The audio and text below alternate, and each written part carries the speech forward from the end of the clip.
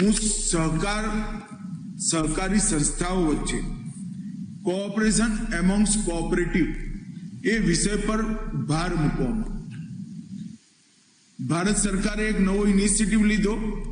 બનાસકાંઠા અને પંચમહાલ જિલ્લાને આપણે પાયલોટ પ્રોજેક્ટ તરીકે લીધા છે અને બાકી સારી બધી બેંકોએ પણ એની શરૂઆત પોતપોતાના જિલ્લામાં કરી છે। તમે સૌ જે એજીએમમાં આવ્યા છો ક્યાંક ને ક્યાંક સહકારી સંસ્થામાં છો।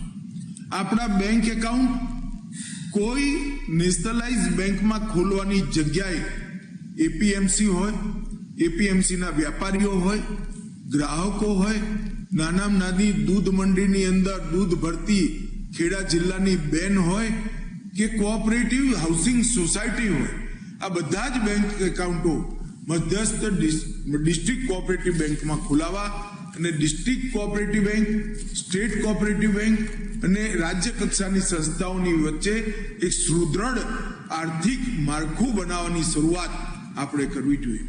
હું ચોક્કસપણે માનું છું કે અગર કોઓપરેશન એમોંગ્સ કોઓપરેટિવ આ મંત્ર જો આપણે સિદ્ધ કરીએ તો ભારતના કોઓપરેટિવ ક્ષેત્રને ક્યાંયથી પણ કોઈ મદદ લેવાની જરૂર નથી, હોશિયારા થવાની જરૂર નથી, ભારત સરકાર કે રાજ્ય સરકાર પાસેથી પણ એક રૂપિયો લેવાની જરૂર નથી।